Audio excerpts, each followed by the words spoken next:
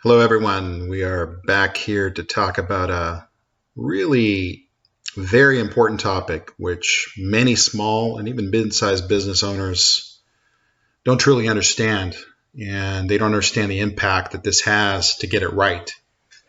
So what am I talking about? I'm talking about a functional organizational chart. And why do we need that? Well, the larger your business, let's start with a small business, first of all, a smaller one with just a few employees. Again, this is not advice for a solopreneur or a startup, because if you're a one person show, then you're doing everything. You're doing marketing, you're doing sales, you're doing operations, you're handling your own accounting, probably not even outsourcing it. This is not for you. Okay, this is for companies that have at least a handful of employees, up to really any size company, up really the largest companies in the world would have this kind of structure that I'm going to be talking about. So with that said, let's talk about why we need a functional organizational chart. So what do I mean by functional? First of all, functional means that the person has certain tasks and responsibilities. The position does. Now, we will assign a person to this role, the role and responsibility. And then if that person leaves, whether on their own or other means, we can replace that person, and the function and the responsibilities that the person has is the same in our organization. So I've walked into many small businesses, and when I ask the owner and the few workers that they have, when I say small, I mean small, under 10 people. I say, well, what do you do? And they say, well, I do everything. Well, what does that mean? Oh, well, I handle customers at the front desk, and I take phone calls, and I make stuff in the back, and I ship everything out the door. Okay, well, if you're a one-person show, then that's expected. But if you've got a handful of people at least, that's a problem. And why is that a problem? Problem is that it's unclear what everybody is supposed to do. We want to be able to assign functional role for each specific position that we need to make the company work. Now, let me elaborate on that. If you own a business and everybody comes to you for answers, you don't really have a business. What you have is a job. Now, if you want a business, listen to what I'm going to say. You need to have specific separation of responsibilities and roles for your people. So they are supposed to handle certain things. You have to allow certain decisions to be made by them. So they don't come to you every time they have a question, or every time they have a concern, or every time they have a problem. They need to be able to deal with certain things on their own. And how's that done? First of all, it's done with a job description. And I know some of you business owners are going to say, what a waste of time. No, it's not a waste of time. Because if you want to develop your business so you actually are a business owner working on your business rather than working in it, then you have to do this. This is part of the procedure that you have to do to put into place. You can't have people running around like chickens with their heads cut off, doing all sorts of different tasks. Today, John does this. Next day, Janet does that.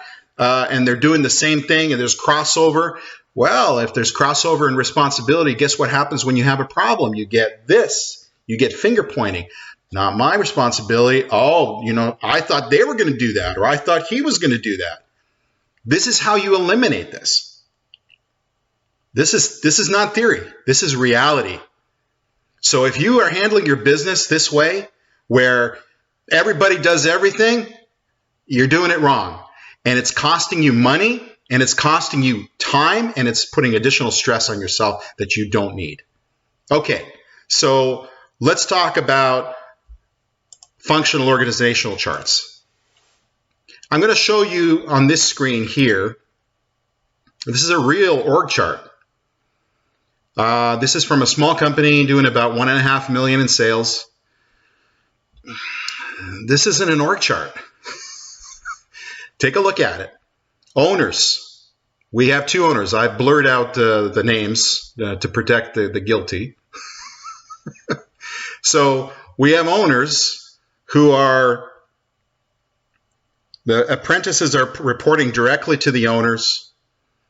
It looks like, I don't know, journeymen and administrative assistants. They're off to the side somehow. Let's take a look at the next one.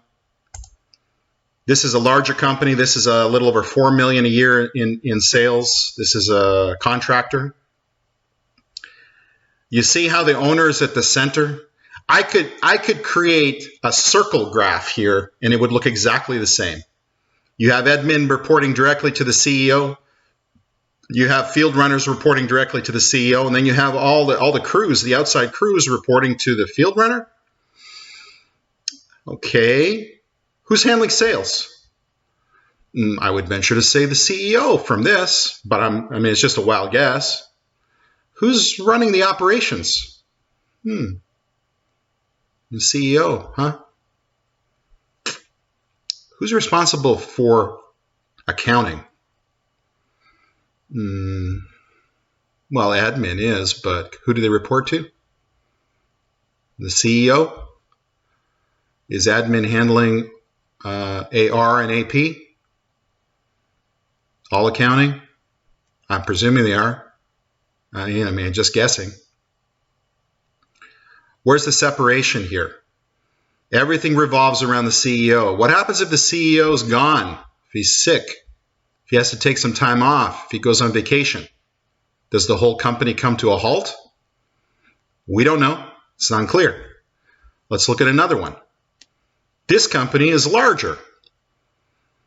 I mean, you might have guessed that from all the additional boxes, but this company does about 15 to 18 million, depending on the year. So we've got a president, we've got a CEO. There's a dotted line between the president and the CEO. Then all the team members report to both people. How about that? Let's look on the left-hand side. We've got VP operations. We got 2 project managers reporting to the VP operations. And then we've got project coordinators. That's what PC is here. And then an estimator / project coordinator. And then we have superintendents that are reporting to the project coordinators. Not sure why that's so. Looking at the center, we've got senior superintendents reporting to other project coordinators. And we have associate PMs that have superintendents reporting to them. So we got superintendents reporting to associate project managers, but then we don't have superintendents reporting to the actual project managers in other areas of the company. So why that's so, I don't know. Who's doing sales? I don't know. Who's responsible for the entire operation of the company? It looks like it's co-sponsored by the president and the CEO. There needs to be some streamlining, some separation, where if we look at any size company, let's look at a company like Microsoft. You can break down Microsoft into 4 segments: human resources, finance, operations, and sales. You can do that also with this company, which is about $15 million a year. Big difference in the size of the company, but you can break that company down into 4 segments. The smaller the company, then you can really break it down into sales, finance, and operations, down to any size company. So that separation needs to be understood. We need people in specific roles who are responsible for those areas, so we know where the accountability needs to be. Because if you have, in this example, again, this is not a small company. This is almost a $15-18 million company. We've got management here at the top level. So who really is responsible for finance, for marketing? Looks like two people are responsible. Not good. You need one person responsible for finance. You need one person responsible for all of operations. And you can have sub-operations. You can have multiple income streams, different locations, but somebody has to be responsible for everything. That reporting structure has to be in place in terms of a functional organization. And then again, that starts with making sure that you have proper job descriptions for each of these individuals. So now I will shift over to my whiteboard and explain the separation, how this should be done on a higher level. Every company is different, so I'm going to show you the basics, the basic setup. The detailed setup has to be done depending on what's necessary for your particular company, and we have to take into consideration the strengths and weaknesses of the individuals in your group, in your organization, when we put those people in these certain roles. Okay, so let's move on to the whiteboard.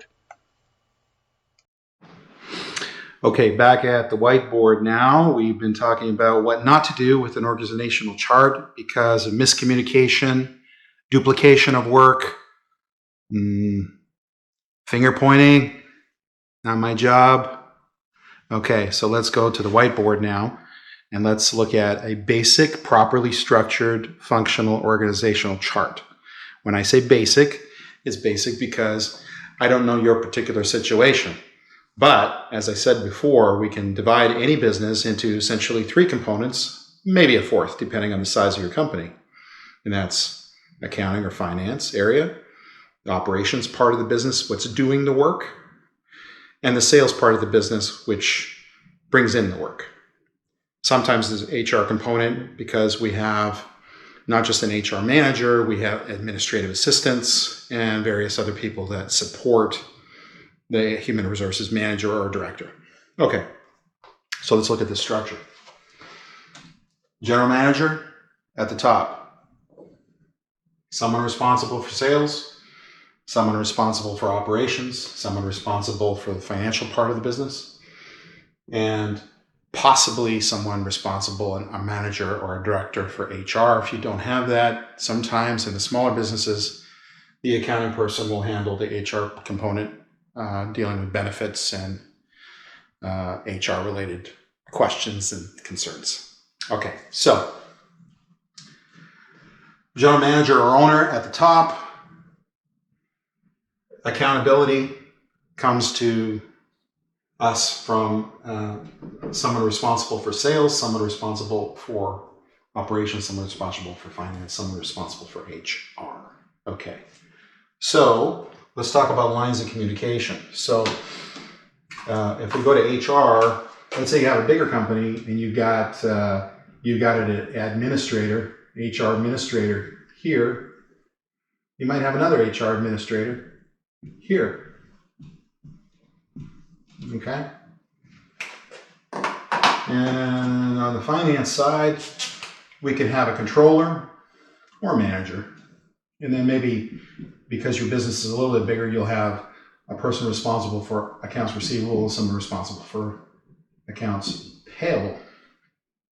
Separation of those activities because of the size of your business.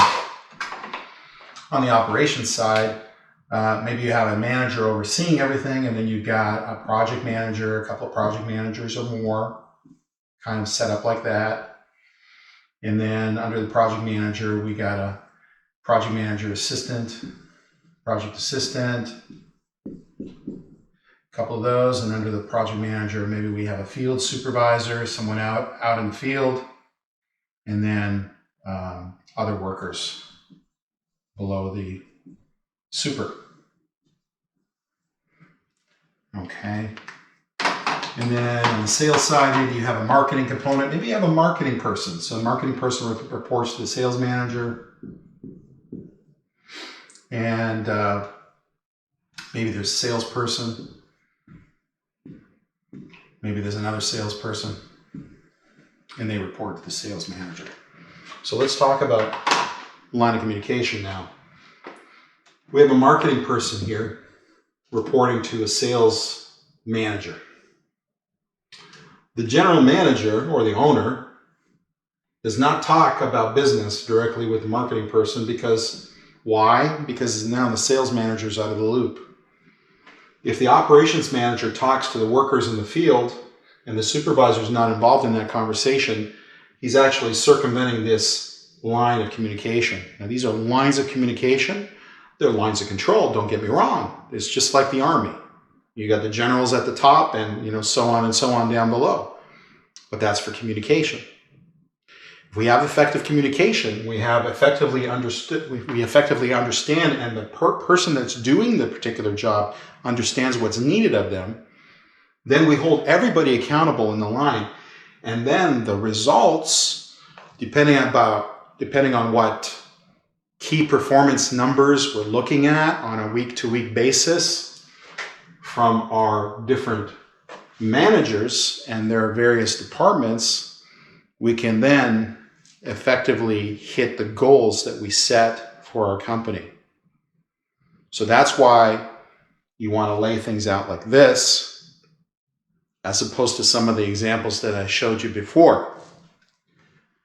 Now, if the owner or general manager is not in the office, who's in charge? Well, I mean, that has to be defined. There should be a second in command. There should always be some solution if people are sick or take time off. Somebody needs to take their place. Now, depending on how big your company is, you have a bigger company, if one person leaves because they're sick, it's not so much of an impact as if you have a smaller company, but you still have to have someone who can fall into that role. So for instance, your AR person gets sick, somebody needs to do their job. So maybe for a week or two, your AP person will have to do both. They'll have to do extra work, but that way we make sure that whatever needs to be done for that role, those responsibilities are taken care of. Yeah, it's going to be taking away from something else from what that particular person is doing if they're filling in for someone, but something, I mean, it has to be done. Some things have to be done. Other things can wait till the other person comes back. So the critical things get taken care of. So that has to be managed. And by setting up this kind of a structure, as you add more people, just a little bit of a shuffle in terms of how things are set up, we might have to redefine the line of communication if we're adding more people or adding on another line of business, an expansion, or maybe a different location. But that has to be reflected in the job descriptions and in the organizational charts. So that should be kept updated and posted somewhere where everybody can see them. So again, you don't want to talk to the people down below. General manager, the people that report to the general manager, in our case, we got 4 people. And maybe 3. But it's definitely a minimum of 3, because you're going to have this, sales, ops, finance at a minimum, and usually finance has an HR component. If it's a really smaller business, $1 to $3 million a year in sales. Bigger than that, we'll probably have an HR component as we get bigger. Okay, but that's a question of ownership, the owner's wants and expectations. So that's it on the functional organizational chart. If you have any questions, please post them down below. I'll get back to you as soon as I can. And if you like this content, again, this is not theory. I don't talk theory. Some people talk theory. I don't talk theory. I talk reality because I implement these into living, breathing organizations. Okay? If you like what you see, please hit the like button. If you don't like it, hit I don't like button. But if you like what you see, subscribe down below, and we'll see you in the next video. Have a great day.